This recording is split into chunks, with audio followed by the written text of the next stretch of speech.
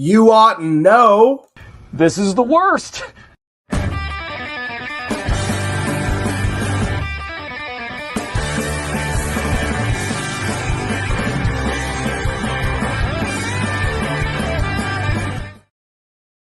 Mota Zita Banakis. Welcome into the Worst Fantasy Show. I am your host with the least, Jack Lucenay. Y'all know by now this is a grassroots show, fan-driven. So if you guys want to smash that like and subscribe, it always helps. Drop some reviews over on Apple Podcasts if you happen to be listening there. But you guys know what it is, hearts and farts. We're going to be getting into some early waivers, and it's always a great day. Maybe not for Kyle Pitts fantasy managers, but whenever he falters, we get our favorite segment on the show. So we'll be able to hit that a little bit later. But of course, we got to start with a little bit of positivity. So let's start off with the hearts.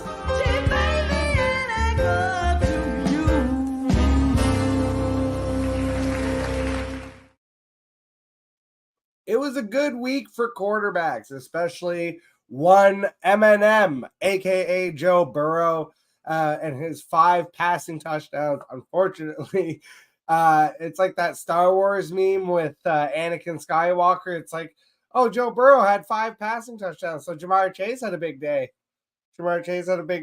Oh, he'll be in a different segment. But Joe Burrow smashed. Jalen Hurts continues to dominate. Josh Allen, Lamar Jackson, some familiar names. But then we got Daniel Jones, had finally some touchdowns at home in New York, 2 passing, 1 rushing. Jaden Daniels also on this list. Aaron Rodgers from the Thursday game. Sam Darnold still getting it done. Geno Smith, Matthew Stafford. That game was really quiet, and then they kind of turned it into like a weird overtime shootout, and so they both ended up with about 20-ish fantasy points. Very serviceable. Justin Herbert continues to sling it around. He was myopic for the first couple of weeks, and now all of a sudden they've become a pass-heavy offense. So Justin Herbert made the top 12. He was at 11. And then Mason Rudolph, who I had as a stream. I played him above Gardner Minshew because his coach hates him.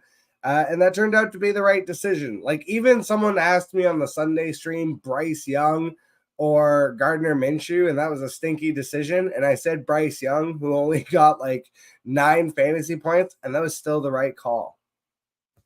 For running backs, Saquon Barkley, my fucking guy.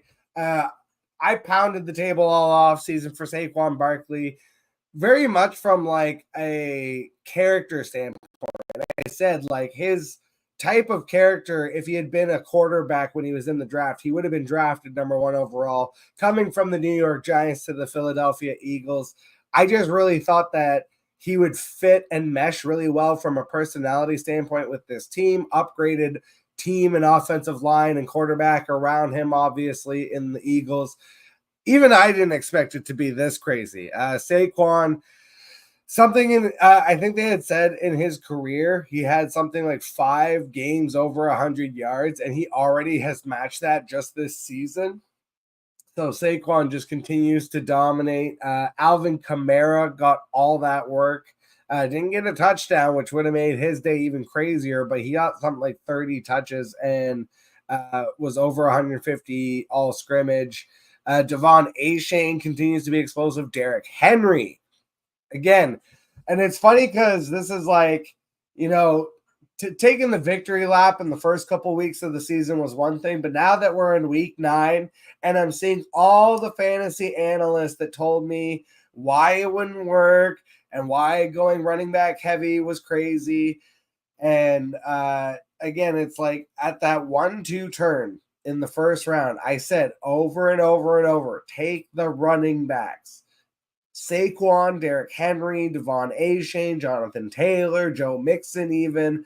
All of those guys were going in the exact same range as Chris Olave and Drake London, who granted, those guys got hit with injuries. But even before the injuries, they were inconsistent, I'll say, with their performances, to say the least. So, and God, this year feels like taking the victory lap on the running back thing isn't even really fair, because the wide receivers are virtually decimated. Like the entire second, like honestly, the back of the first and second round, you've had Tyreek dealing with quarterback issues. You've had inconsistent play from Jamar Chase, even. It like the elite wide receiver crowd is down bad this year. Going heavy wide receiver in the best ball community down bad this year. Shout out to Justin Herzig. Dude's a really sharp guy in the best ball community, and I had him on the worst interview. Now, he was a lot more polite about it when he disagreed with me about the running back thing. But ultimately, we disagreed. And I've been pushing running back disparity theory, the idea that the top performing running backs outperform the average. They outperform the guys really below average. And as compared to wide receivers, they wildly outperform usually the top performing wide receivers as well. Especially depending on which format you're falling in. If you're falling in like full PPR and you're getting like Devon Nation, I think people are not realizing is like breaking fantasy. If you count the games with Tua, he's on pace for over 100 receptions and over 1,000 receiving yards, which is like a number one wide receiver, but he's also on pace for like 200 touches and over 1,000 rushing yards. So it's crazy the work that he's doing. But yeah, the heavy running back crowd this year definitely taking some victory laps. But yeah, Herzig had put out a tweet that the advance rate in Best Ball Mania this year for Underdog, which is like the big best ball contest for $1.5 million season long. The advance rate right now for people who are drafting Saquon, Derrick Henry, something I did a lot in Megala Bowl, my big league draft, a lot of my best ball stuff. Derrick Henry, Saquon double tap at the 1-2 turn. The advance rate right now is something like over 65%. It's like crazy. So yeah, this is a good year for running backs. But yeah, we also, if you did do the zero running back, you really kind of had to thread the needle. Some names here popping up. Chase Brown starting to emerge in the Cincinnati Bengals backfield. J.K. Dobbins, who was a guy that I drafted late in a couple places, including the Jersey Leagues. Shout out to Fantasy Football Advice Network. He's getting it done. Chuba Hubbard, the only fantasy relevant player for the Carolina Panthers at this point. Maybe you took that dart throw on Xavier Legette and were rewarded. If you tried it with Jalen Coker, you were not. Rico Dowdle, if he continues to be the main, volume getter for the Cowboys, it was looking good. Now they're looking decimated. And honestly, I don't know if I want any Cowboys assets going forward, but we'll see. We'll see how that offense progresses under fucking Cooper Rush. Tony Pollard had a big day. Ray Davis had a big day on a monster reception.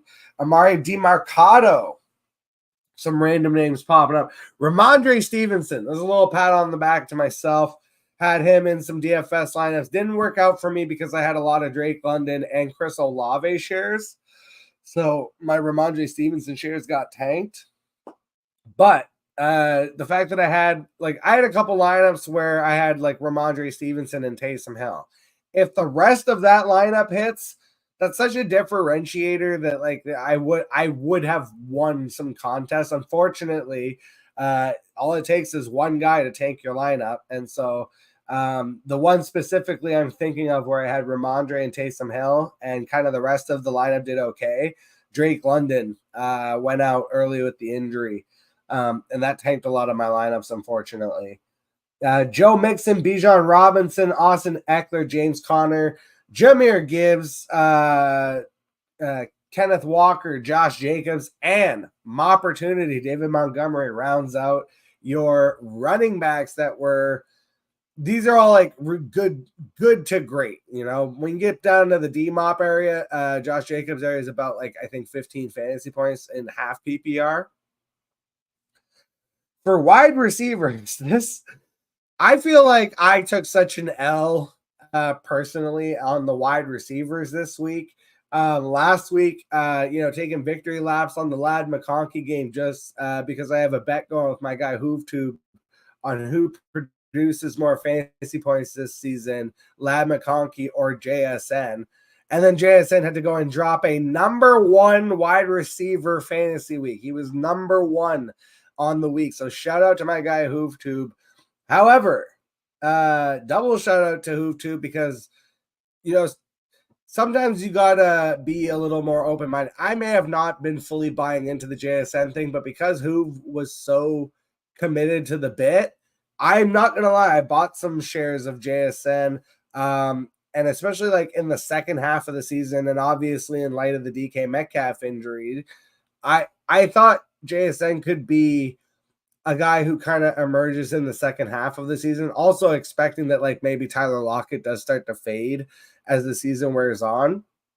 So I had JSN as a little bit of a buy low. That window's closed officially. You're not going to be able to buy low on him after this game. So maybe wait for DK Metcalf to be like back, and then maybe you'll be able to trade for JSN again. But yeah, JSN, Zay Flowers, Quentin Johnston, Garrett Wilson, and Demarcus Robinson. That's your top 5.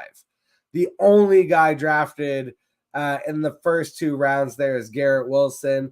The only guys like really drafted at all, JSN, Zay Flowers, and then Quentin Johnston is such a misnomer. I feel like someone had asked me to on Sunday a start-sit question that featured Quentin Johnston, and I definitely overlooked him, as did 99% of the fantasy community.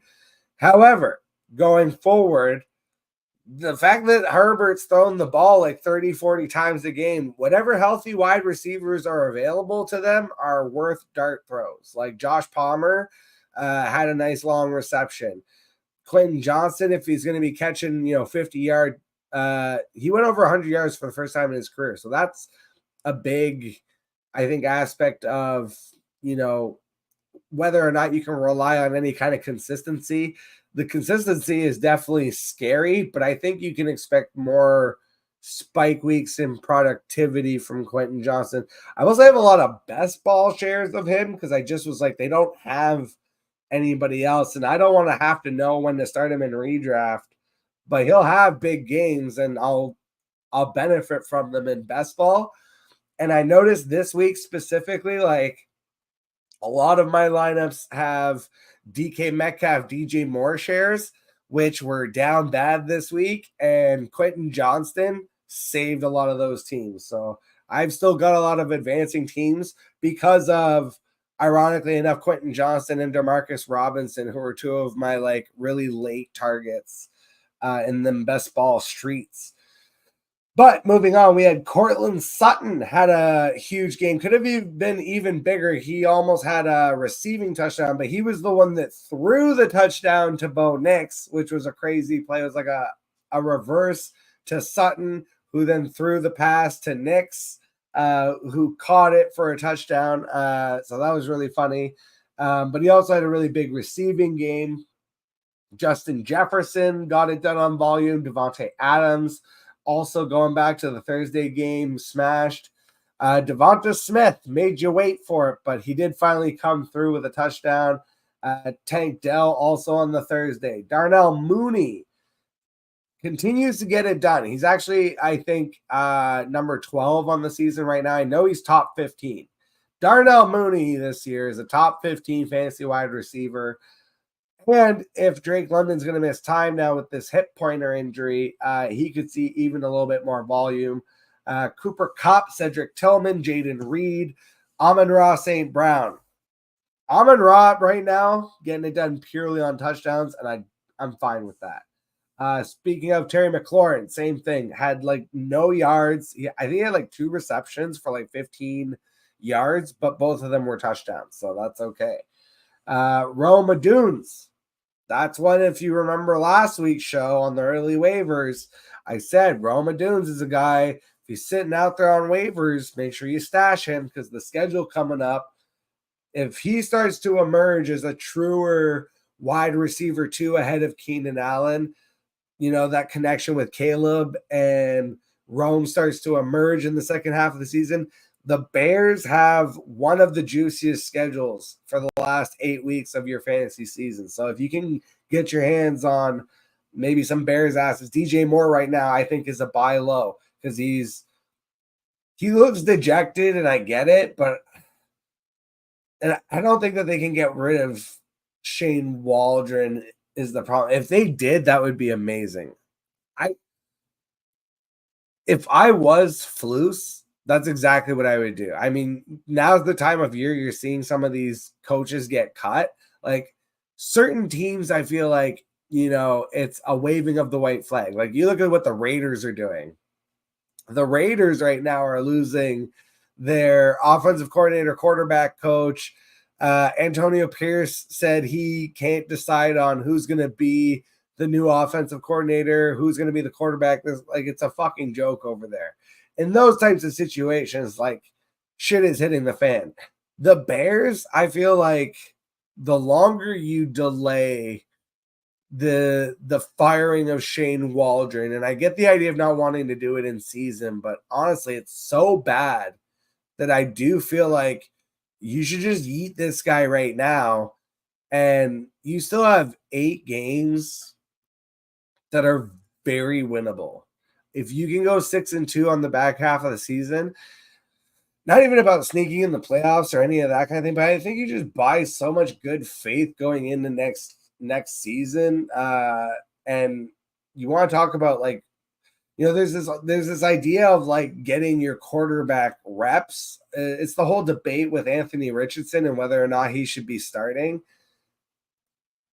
There's something to be said about good reps versus bad reps. It's kind of the same of good targets versus bad targets. It's how am I getting attributed a target if the fucking thing was thrown 15 yards over my head and there was 0% chance I was ever going to catch it, right? But they're like, oh, well, he threw it towards you. And he threw it in your general direction, so that's a target for you.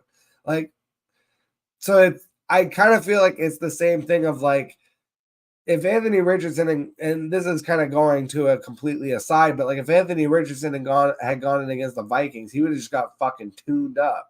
So I don't see the point in that, where it's with Caleb Williams, it's very clear that, in his situation, he has to be starting, and I get it, getting those reps, but it's you're going to run into the Alex Smith problem of you draft this guy first overall, and he's playing just good enough that you're not going to replace him, but every year you're going to replace the offensive coordinator.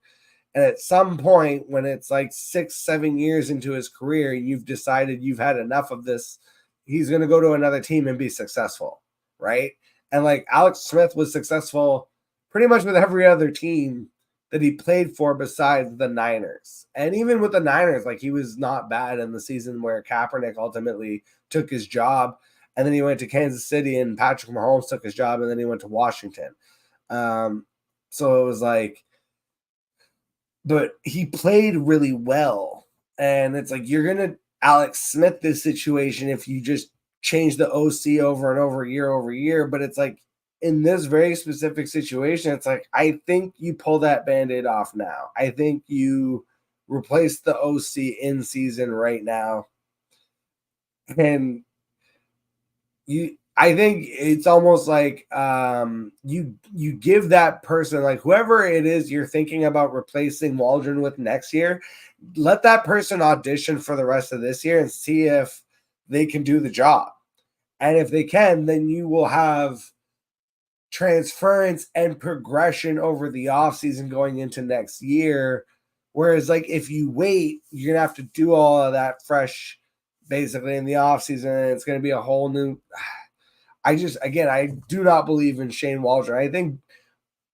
I think the whole JSN thing with Waldron was very telling, but I think you can see it now in the behavior and the attitude of these wide receivers. And I think a lot of fans are blaming Caleb Williams, and I'm like, I don't think it has anything to do with Caleb Williams. I think this is a Shane Waldron problem. This is a coaching problem, and they know that the rookie quarterback isn't going to be able to, improve the situation. But it's like even leaving him in the end of the game last week, that was just. Again, I don't believe in the coaching, but anyways, I've been ranting about this long enough. Jordan Addison also caught a touchdown, and Tyler Lockett was decent. Let's move on to the tight ends. Familiar faces here. Mike Gesicki, your number one tight end of the week.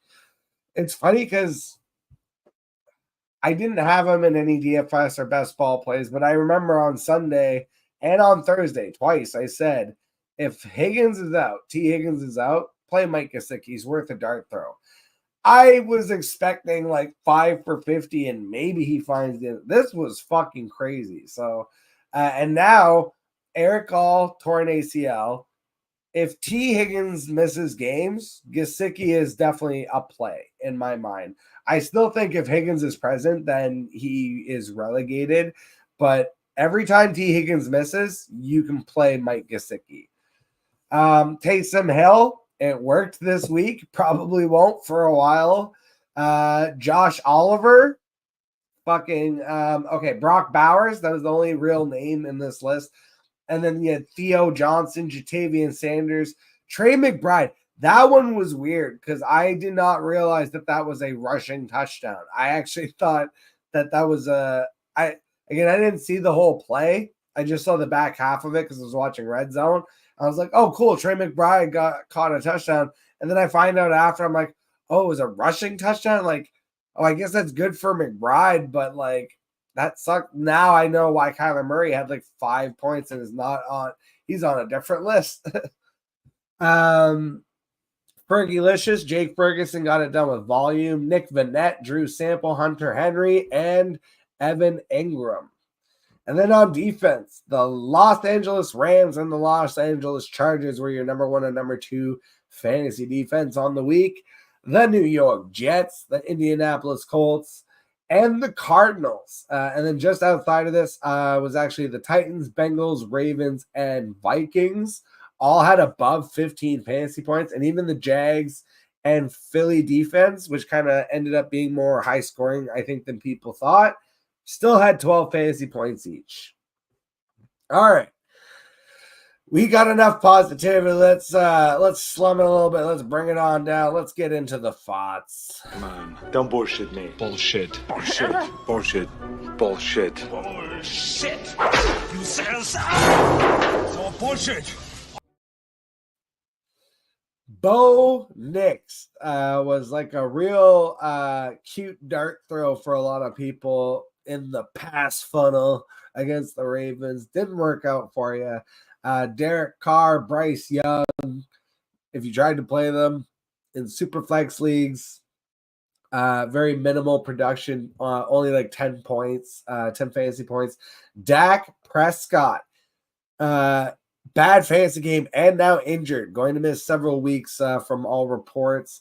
I'm out on the Cowboys just in general for fantasy this year. It is that CeeDee Lamb potentially. I know he had the one big game, but that's lining up as like one of the biggest busts of the year, especially because he was a potential 101 right along CMC.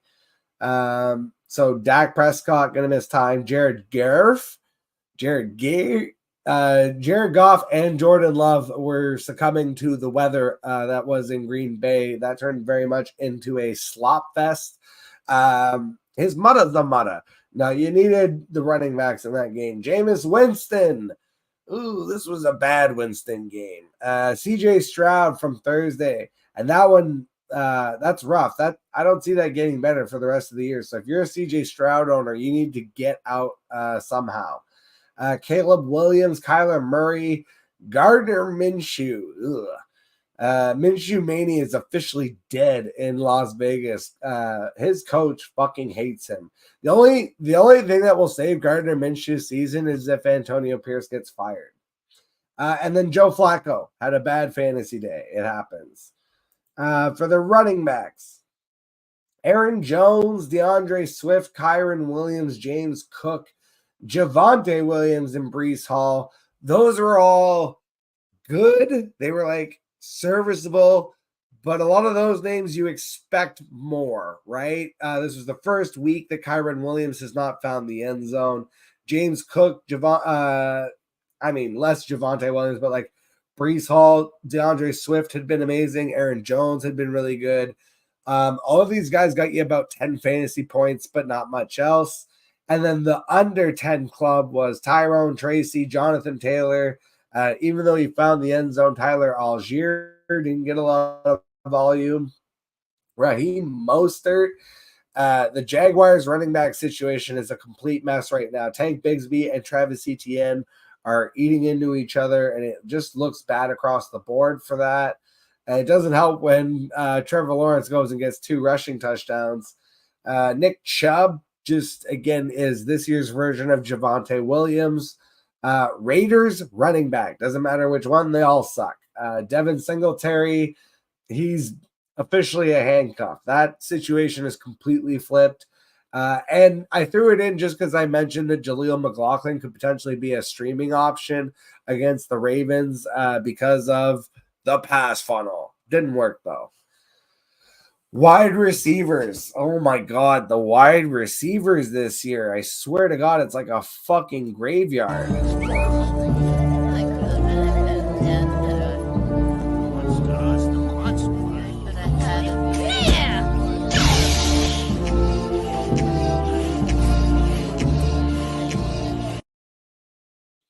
Malik Neighbors had 9 for 59, so it was only useful in PPR. CeeDee Lamb 8 for 47, and then injured his AC joint. There's no reason for them to play him. He could theoretically play through based on pain management, but again, like, why would you play him with Cooper Kupp when clearly your season is cooked?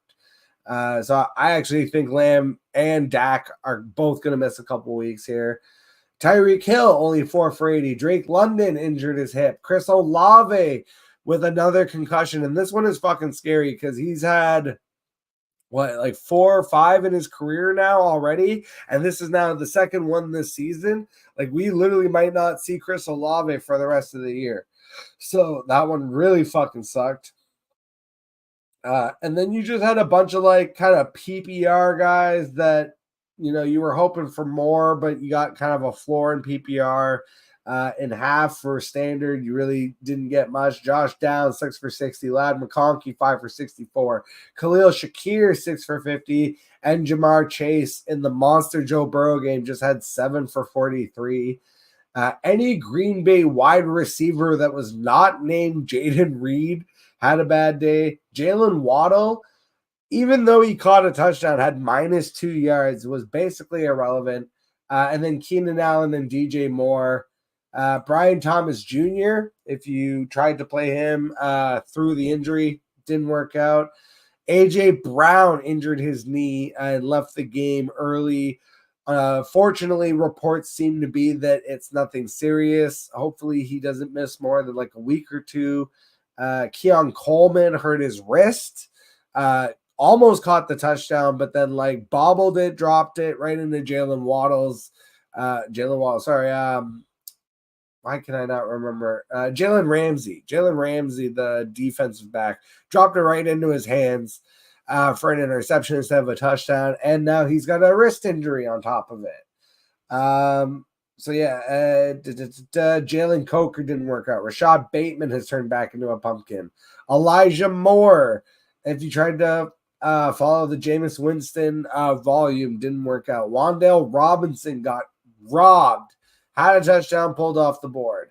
Michael Pittman was useless. Puka Nacua was probable, then questionable, then played, and then got ejected. I think it was early too.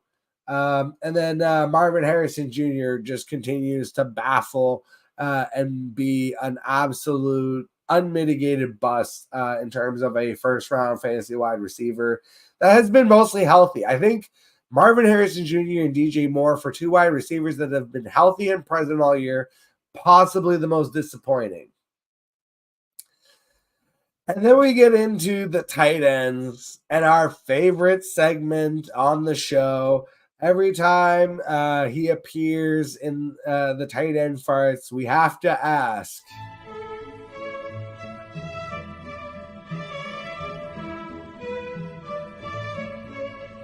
who scored more than Kyle Pitts this week?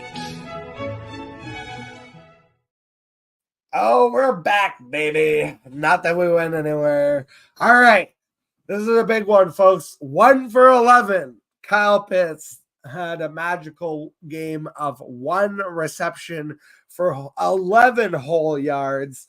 So, who had a better game than Kyle Pitts? Foster the People Moreau, Jonnu the Hut Smith, Quentin Zach Morris, Chris, he's a man, Hurts, Grant Calcaterra, Chiggy Bang Bang Okonkwo, every Saints receiver, including Juwan Johnson, another Seahawks receiver in AJ Barner. How about we throw some backup tight ends in there? How about Jordan Akins? How about Elijah Higgins? Eric All tore his ACL off, but not before he outscored Kyle Pitts.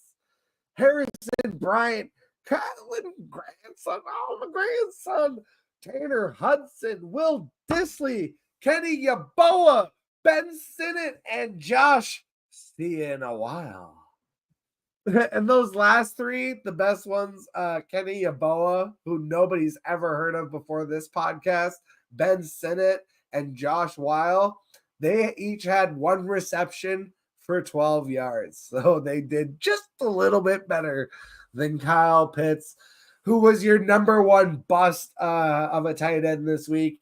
But the other guys that let you down, Tucker Kraft, David Njoku, Dalton Kincaid, TJ Hawkinson, Sam Laporta, Mark Andrews, Dalton Schultz, Zach Ertz, and Cole fucking Kmet with an absolute goose.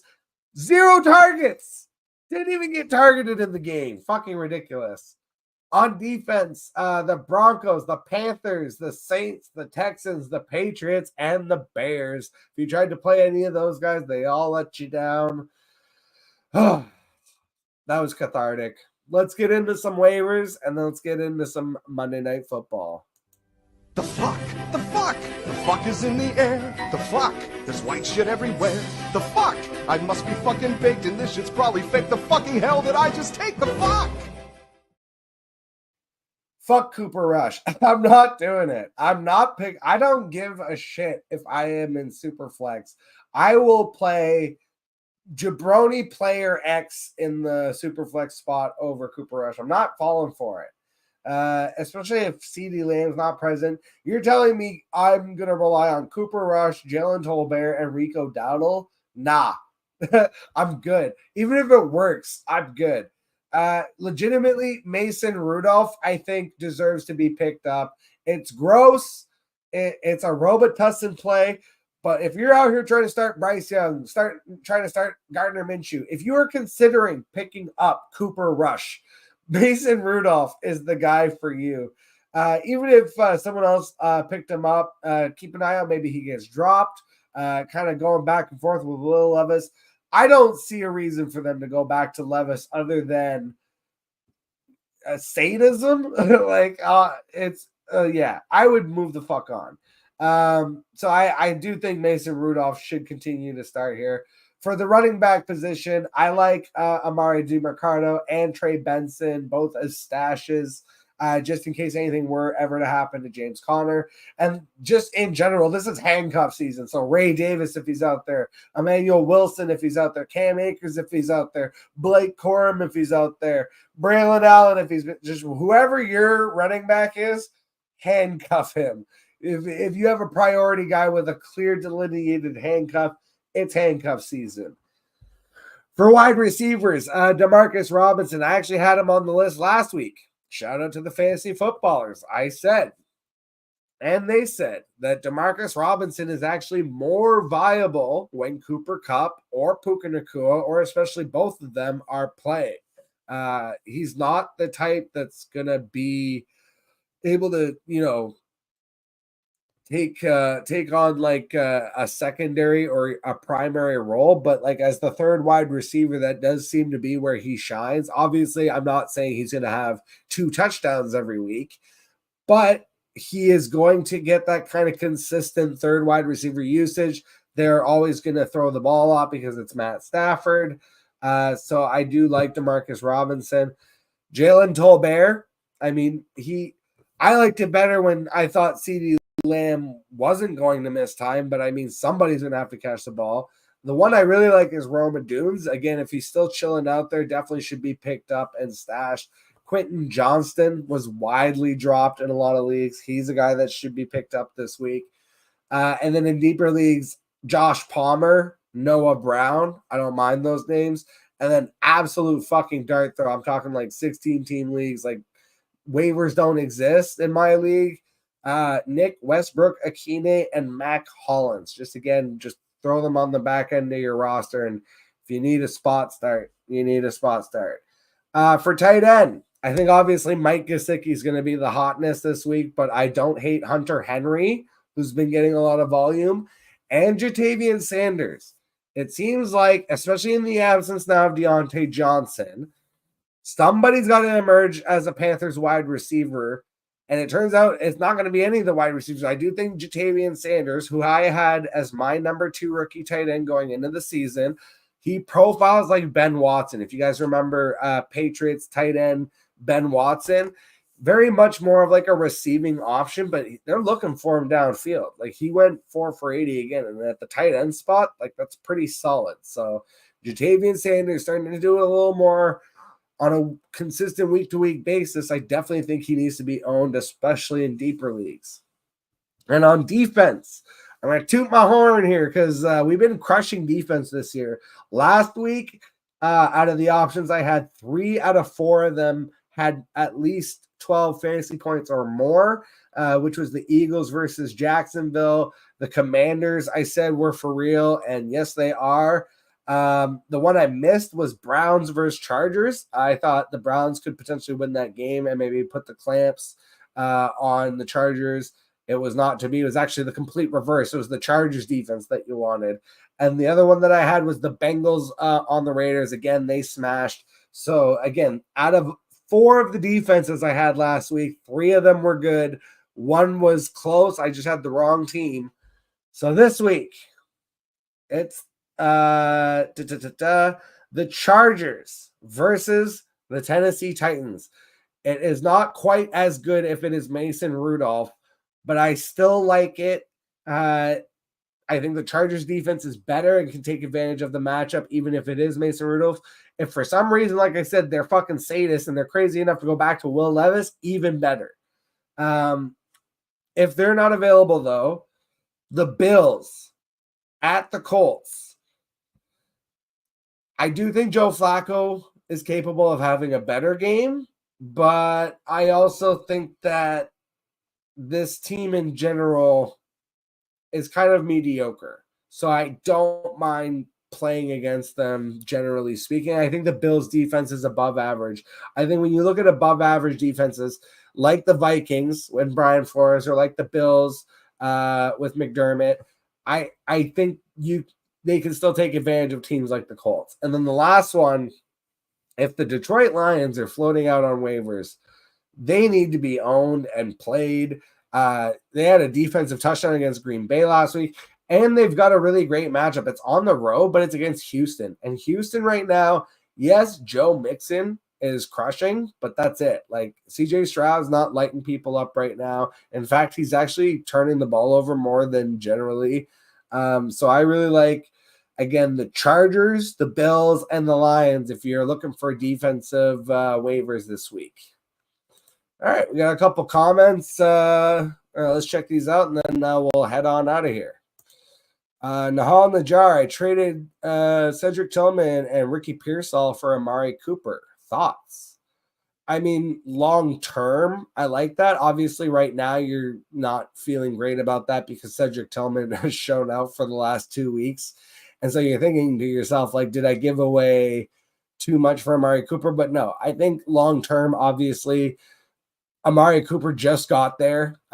He's Still going to have to acclimate himself, learn the entire playbook, connect with Josh Allen in terms of like consistency and chemistry. So long term, I love this move. I think, as much as I like Cedric Tillman and, Ricky Pearsall is like, especially if this is redraft, this is no brainer in a redraft, but even in a dynasty, like waiting for Ricky Pearsall to develop, maybe it's like, okay, maybe he becomes something down the line, but it's like Amari Cooper is a wide receiver 1 on a really good team. So I like the trade a lot, actually. It just, this is one you're going to have to be patient for.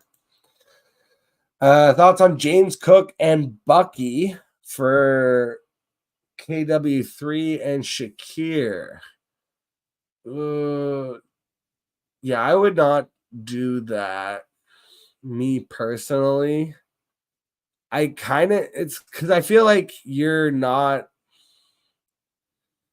I don't feel like you're differentiating enough, because the whole point of like, if you are going to move on from James Cook, I imagine it's because you have Amari Cooper and you're not wanting to start Amari Cooper and James Cook. You know what I would want to do even less than that? Start Amari Cooper and Khalil Shakir. So I like Kenneth Walker, but like I don't like Kenneth Walker more than James Cook. I think Kenneth Walker deals with a lot of injuries. I see them pretty equally. And I think I still like Bucky Irving a lot. In a vacuum, like I don't hate the trade. I just don't know if I like it for your team since you already have Amari Cooper. I think you're kind of putting yourself in even worse of a hole potentially. Thoughts on Marvin Harrison Jr. moving forward? Shout out Dylan Harris. I've talked about this a little bit on the show a couple times. I think this has everything to do with Kyler Murray. And it goes back to a couple weeks ago when Kyler Murray, kind of flippantly said, it's not my job to get him the ball. Like, actually, it is. It's your only fucking job. You're the quarterback. You throw the ball. He catches the ball. He cannot throw it to himself. So actually, your only job, theoretically speaking, is to throw the fucking ball to your generational number 1 wide receiver. Now, the thing is, we say generational. Is it maybe a generational thing of, I think there's still a mindset and a mantra of, you talk about Marvin Harrison Sr. and Peyton Manning. What we saw on the field was only 10% of the story, right? Like 90% of what Peyton Manning and Marvin Harrison Sr. did behind the scenes was preparation. You talk about the chemistry, the reps, the practice, the dedication. Do you really think in your heart of hearts that all of that is present, not just in Marvin Harrison Jr., but in Kyler Murray? Like, I've never viewed the whole joke about Kyler Murray is that, every time a new Call of Duty comes out, like Kyler Murray is going to be distracted. Like, you would never in your fucking wildest of dreams say some shit about Peyton Manning being distracted by anything. Bro, fucking, what's her face? Oh my God. I'm struggling with the names tonight. Like the hot blonde chick from Wolf of Wall Street. Why can I not think of her name right now? I'm just trying to think of like the hottest woman in the world could be trying to throw herself at Peyton Manning in the middle of a football season. And he'd be like, back off, bitch. Like Kyler Murray, I don't know if he has that in him. And then it's like, if you don't have that from your quarterback, and then you also, I'm not questioning his work ethic necessarily, but it's like, is Marvin Harrison Jr. really like Jerry Rice-esque? No, I don't think he is. I think it's impossible for him to be that because Jerry Rice came from a small school, was doubted, really like the part of why he was such a workout warrior was because, again, he had so much to prove. It's like, Marvin Harrison Jr. is coming into the league is like literally already goated, basically. So I think the mentality is different. I think definitely, obviously, the differences in generations are different. I think a lot of it comes down to Kyler Murray. I don't think Kyler Murray is a Peyton Manning-esque or Tom Brady-esque type of quarterback in terms of personality. I'm not even talking about style of play. I'm talking about obsession with the game of football. I don't get that vibe from Kyler. There's not really even that many quarterbacks left in the NFL that give me that vibe at all. I think, it's funny because it's like even you look at some of the older generation quarterbacks are a little more laissez-faire now, but it's because they are in positions where, they're not like Joe Flacco doesn't have legacy on the line at this point. Like he's just looking to extend his career. Andy Dalton, kind of the same thing where it's like they have a bit more of a laissez-faire approach because of that. But I think, again, this younger generation of like even Jalen Hurts, as much as Jalen Hurts is a true workout warrior and works on his squats and his bench and all that kind of stuff, like, I get more of a vibe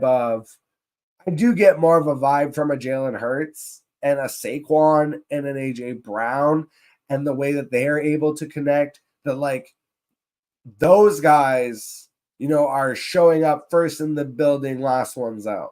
It's that Kobe Bryant mentality, right? Of like, oh, you're going to get here at 5 a.m? Well, motherfucker, I'm going to be here at 3 a.m. so that I already have a sweat going by the time you get here. And you're going to be like, oh, this motherfucker's crazy. Like that, I feel like is more rarefied in NFL quarterbacks of this generation and today's day and age, right? Because now you're talking about these quarterbacks at this point are millennials, if they're old, and like Gen Z and getting younger, right? So I do think a large part of it going forward is if you're not just like Patrick Mahomes-esque, and even, Mahomes, like we've seen kind of has had to adapt his game and is becoming more of a game manager where it's like we're not seeing the explosions anymore. We're seeing, it's 15 fantasy points every single game, and the fantasy community is sick of it, but they're undefeated for a reason. So I think the Cardinals as a team still have a lot of growing to do. I think Kyler Murray as a quarterback still has growing to do. I think Marvin Harrison Jr. very clearly as a rookie wide receiver has a lot of growing to do. And this is why I didn't want to draft him at his capital this year. And I have very, very little shares of him. In fact, he was one of my fewest drafted wide receivers, even in Dynasty. And, part of that was kind of luck and circumstance. But the other part of it was like I wasn't touching him in redraft because like I think – and this is now I'm going on a bit of a rant, but like besides everything I just said about the quarterback and the wide receiver in the situation, I also think that fans have outlandish expectations a lot of times. Like if you talk to the common fan, and especially like if you were talking to fantasy analysts in the offseason, a lot of them projected Marvin Harrison Jr. for like 1,500 receiving yards. And I was like, do you guys not understand that would be a generational rookie season? Like you're basically saying like he's going to break rookie, like fucking, like he's going to have a Randy Moss-esque rookie season. Like he's going to be like, we're going to talk about this as one of the greatest rookie seasons of all time. And all that has to happen for his ADP to disappoint is for that to not happen. If he has 80 for 1,008, everyone's going to be like, because they drafted him in the first, late first, early second. So, again, his career going forward, I think is still projected as elite, but I think the rest of this year is going to be a lot of growing pains between him and Kyler. And again, I think I do think it's going to take longer for that chemistry and connection to really form because of the lack of reps. Ironically enough, practice reps. Practice makes perfect, right? All right, last question here from Pareko. Trade Dell for Chase Brown. I have Henry, Pollard, and Dowdle, and my wide receivers are Neighbors, Evans, Dell, and Waddle. Yeah, if you're able to trade Tank Dell right now for Chase Brown, I would 100% do that. Chase Brown is very clearly to me emerging as the running back one for the Bengals. Like, they're starting to lean on him more and more. I think he just had 24 touches this last game. Plus, he is a good receiving option out of the backfield. So, like, if T. Higgins is missing or like whatever, like he can get it done more ways than one. So I really like Chase Brown. I think, honestly, I feel like Tank Dell is a pretty cheap price for him because, like, yes, I get that Diggs is out for the season, but Nico Collins is eventually going to come back, and just Tank Dell in general has like really struggled this season. So has CJ Stroud. And they've just really been leaning on the run and the defense. So I do think that Chase Brown is a more consistent option. And then I'm looking at, like, yeah, you have Henry, Pollard, and then Dowdle is your only running back three. I think you could play the matchup in the flex between Chase Brown and Dowdle, because obviously Henry and Pollard are locked in. You also insure yourself in case of injury. And, you know, with Neighbors, Evans, and Waddle, it does make me a little bit nervous, but Mike Evans comes back. You know, Jalen Waddle picks it up a little bit with Tua and Neighbors.